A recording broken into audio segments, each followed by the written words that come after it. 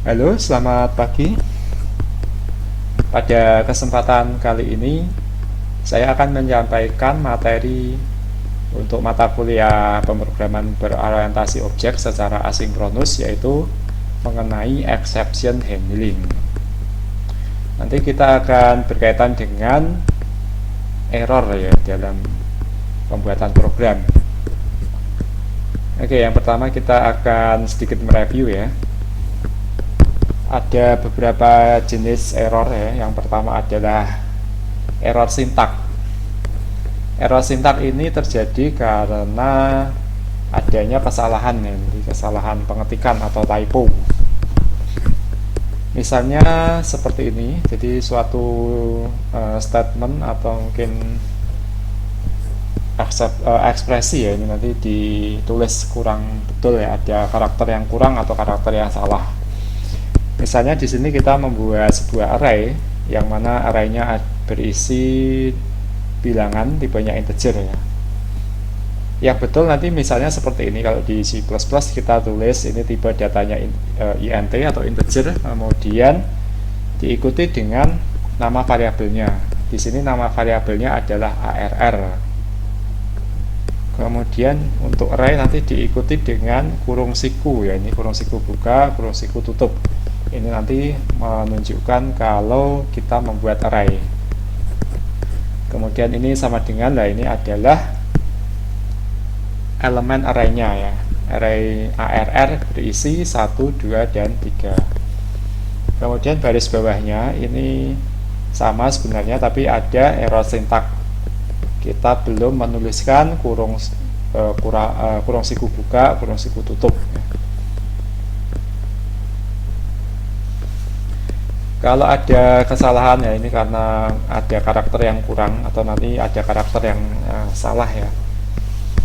Program nanti akibatnya tidak bisa di-compile ya.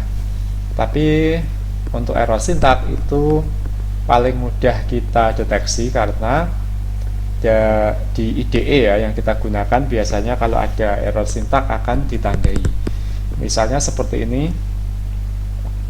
ketika kemarin kita membuat kelas ya, misalnya ada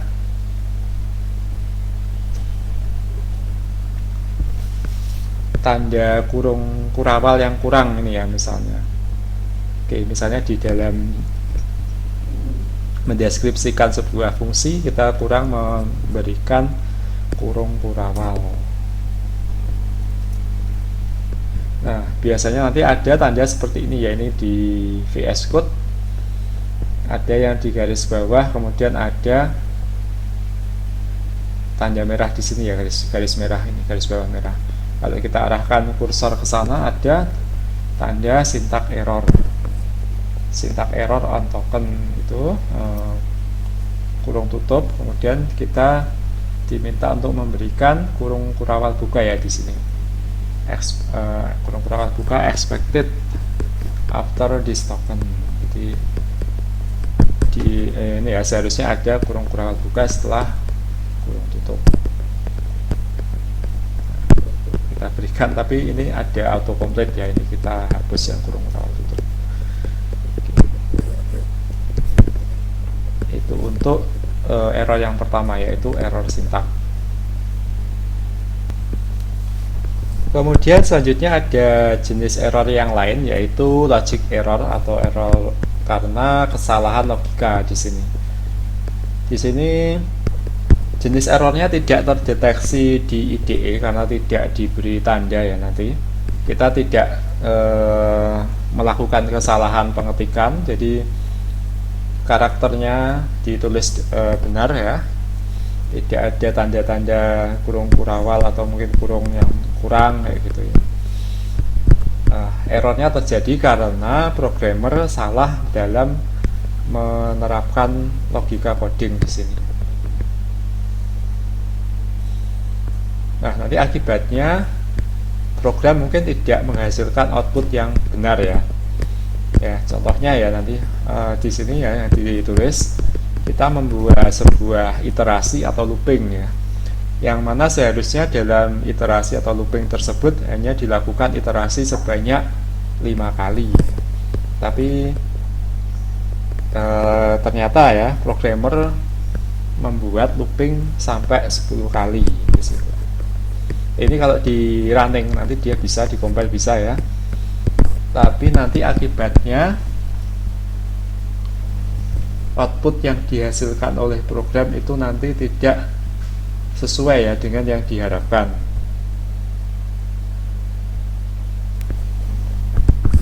Contoh di sini ini contoh yang dari program minggu sebelumnya. Kita membuat program untuk menghitung jumlah elemen array ya. Jadi kita punya array, nanti kita jumlahkan semua elemennya. Nanti ini ada 1, 2, 3, 4, 5 ya. Ini nanti kita tambahkan 1 tambah 2 itu nanti 3, 3 tambah 3 itu 6, 6 tambah 4 itu 10 ya, 10 tambah 5, 15. Kemudian yang ini adalah array elemennya bilangan double, nanti bisa dijumlahkan ya. Oke, ini ada loopingnya, ada iterasinya.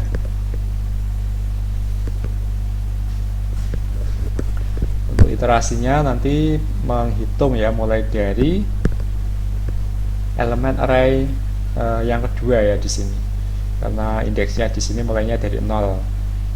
Saya pakai variabel sum ini untuk menyimpan nanti hasil dari penjumlahan elemen array. Sum ini saya beri nilai awal yaitu elemen array yang ke 0 atau yang pertama ya. Nanti mulai ditambahkan ya. Jadi sum nanti ditambahkan dengan elemen array 1, indeks ke 1, indeks kedua dan seterusnya sampai indeks ke S ya di sini. S di sini sudah didefinisikan 5 karena jumlah elemen array-nya 5 ya ini. Nanti mulainya dari 0 sampai 4 ya kalau di indeksnya. Jadi ini I kurang dari kurang dari S.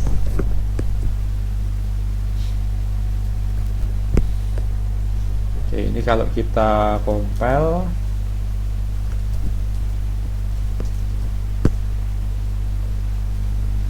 kita akan mendapatkan penjumlahan ya, ini penjumlahan elemen array yaitu 15 ya.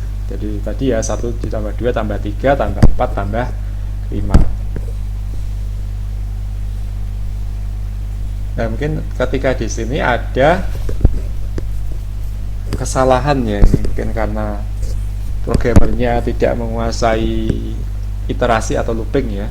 Jadi indeksnya itu dia salah menuliskan ya misalnya. Jadi mulainya dari 2 ini ya misalnya. Kalau kita compile bisa tidak ada error ya, tapi ketika kita running, nah ternyata hasilnya tidak sama ya. Sekarang hasilnya adalah 13.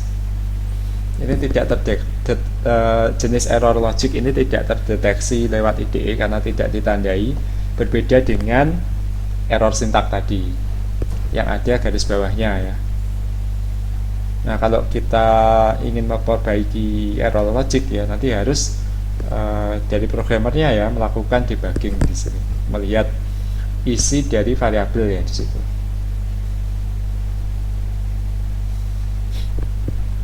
Kemudian juga programmer harus menguasai ini ya dasar-dasarnya, ini dasar-dasar looping, kemudian indeks ya.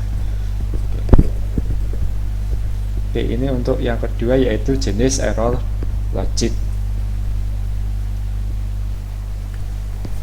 Kita menginjak ke jenis error yang berikutnya yaitu runtime error ya.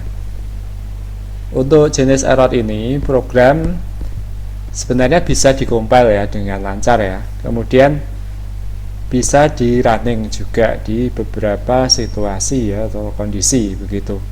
Namun nanti dalam suatu kondisi tertentu program bisa menemui error ya di situ. Menyebabkan nanti program crash kemudian dia berhenti. Oke, kita lihat contoh ya di sini. Ini adalah program sederhana untuk membagi dua buah bilangan. Oke, kita sambil compile juga ya ini. Kita punya bilangan 1 kemudian bilangan 2 ya. Nanti kita ingin membagi 61 bilangan 1 dibagi dengan bilangan 2, 62. Misalnya di sini 618 62 adalah 2. Nanti hasilnya harusnya 8 dibagi 2 dapatnya 4 ya. Kita compile dulu.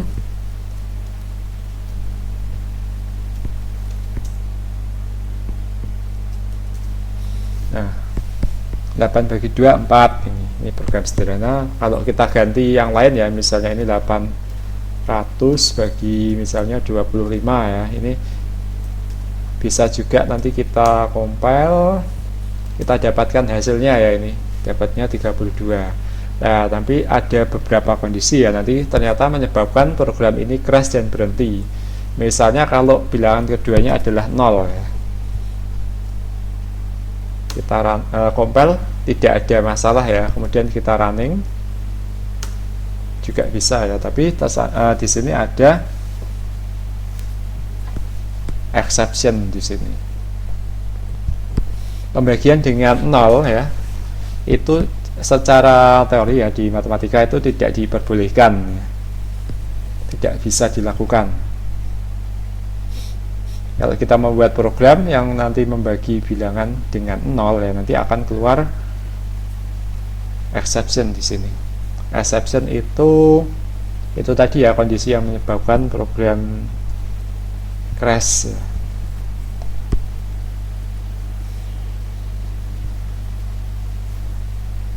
Nanti kita harus menghindari terjadinya pembagian dengan 0 ya dalam pemrograman. Nanti kita menggunakan exception handling untuk menangani runtime error ya. Jadi runtime error adalah error yang baru bisa kita ketahui kalau program kita jalankan. Kita menggunakan fitur exception ya, ini misalnya kalau di C++.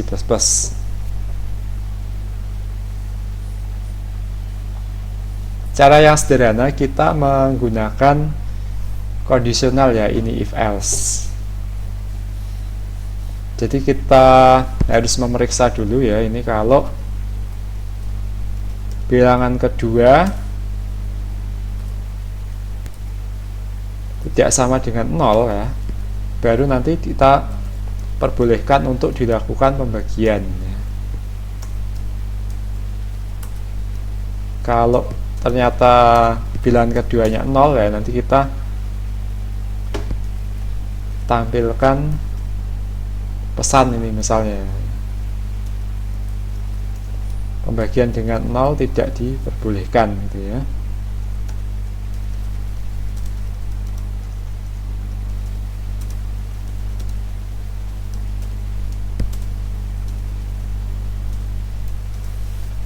Oke.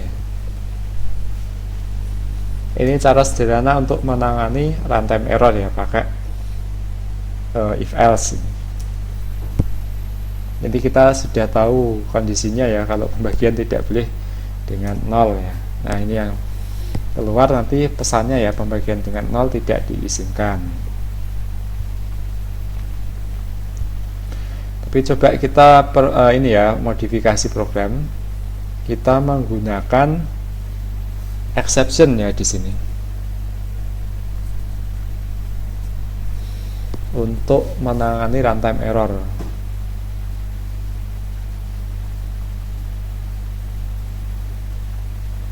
Oke, di sini kita menggunakan try dan catch ya di situ.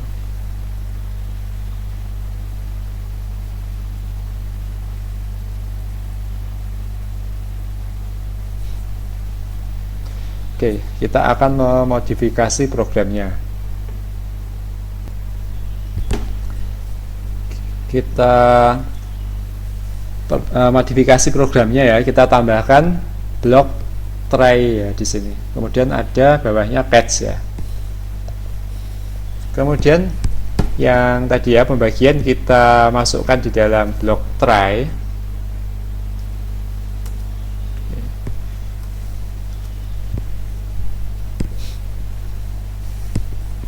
Ini masih sama, kalau bilangan kedua tidak sama dengan 0, kita bisa melakukan pembagian ya. Kemudian yang berbeda nanti di dalam else, kita melakukan throw exception.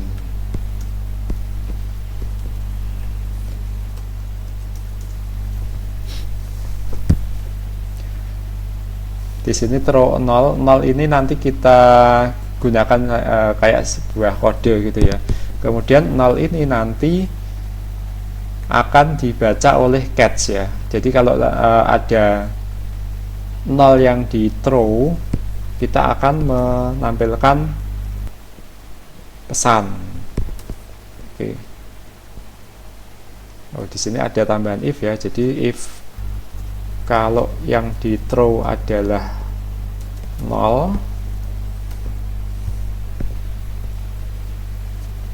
ya, seperti ini kita menampilkan pesan di sini, pesan error.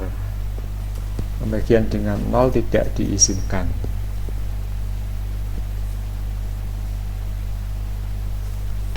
Oke, bisa kita compile dulu. Kemudian kita jalankan ya. Hasilnya hampir sama seperti tadi ya, pakai if else.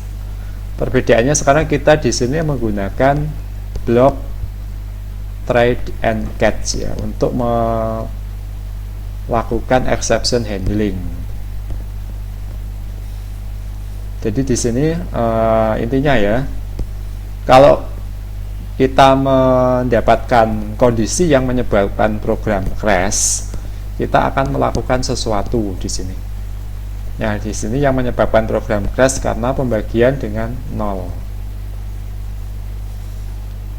Kalau kita menemui ya bilangan kedua ini pembaginya adalah 0, kita nanti melemparkan exception ya di situ.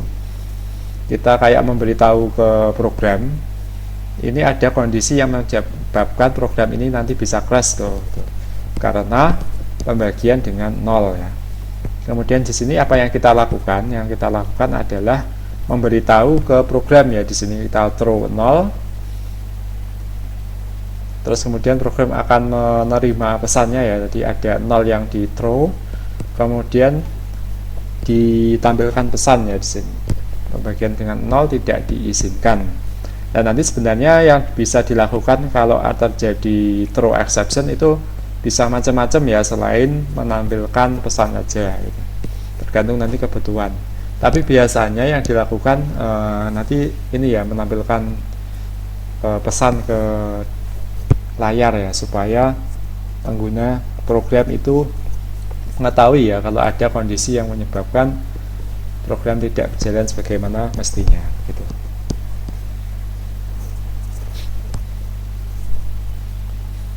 Oke, ini untuk pengenalan ya mengenai exception handling.